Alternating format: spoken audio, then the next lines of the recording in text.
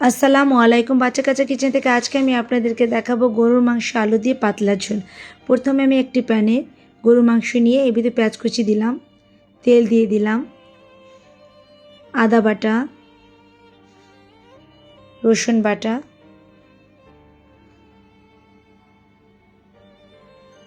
লবণ,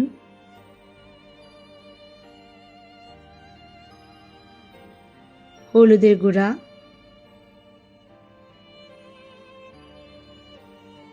মরিচের গুঁড়া,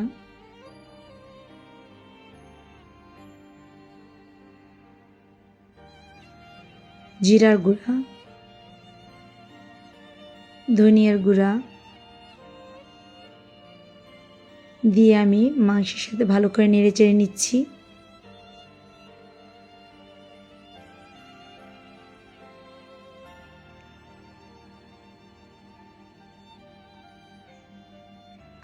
এবার দিলাম লবঙ্গ, গোলমরিচ, দারচিনি, তেজপাতা,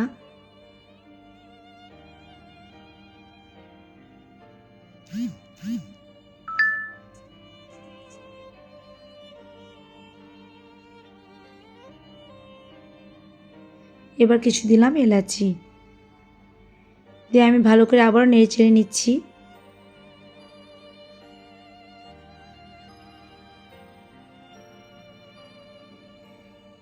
দেখুন কি পরিমাণ পানি ছেড়ে দিচ্ছে। এবার দিলাম গরম মশলার গুঁড়া। আমার মনে হয় গরুর মাংস দিয়ে আলু দিয়ে পাতলা ঝোল এটা এমন কেউ নেই যে প্রিয় না, এটা সবারই খুবই প্রিয়।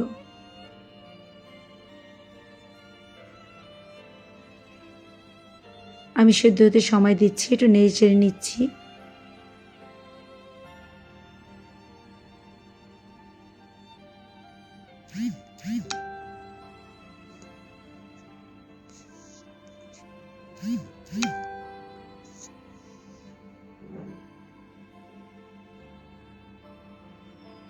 এবার কাঁচামরিচ দিলাম।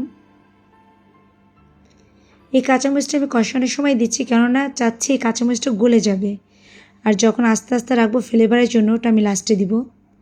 এবার দিলাম সরিষার তেল, তাহলে ফ্লেভারটা অনেক সুন্দর আসবে। আমি লাস্টে নামানোর আগে সরিষার তেল ইউজ করব।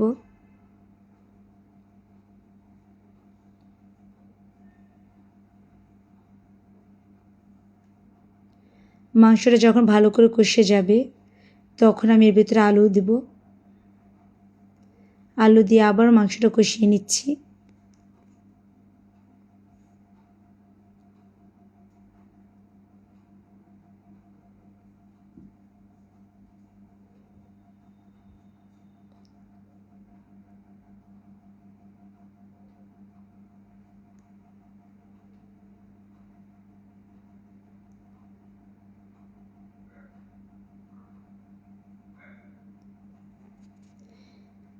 এবার আপনারা একটু পানি দিয়ে নেবেন। আমি পানিটা দিয়েছি তখন স্কিপ হয়ে গিয়েছে, এই জন্য আমি দেখাতে পারিনি, সরি। এবার আমি দিলাম কাঁচামরিচ আর দিলাম জিরার গুঁড়া। আবার ঠিক নামানোর আগে আমি দিলাম সরিষার তেল।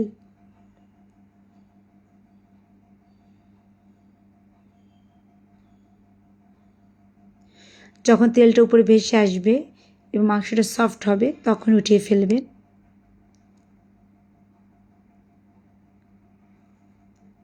হয়ে গেল গরুর মাংস আলুর পাতলা ঝোল। মাশাআল্লাহ, অবশ্যই সবাই ট্রাই করবেন।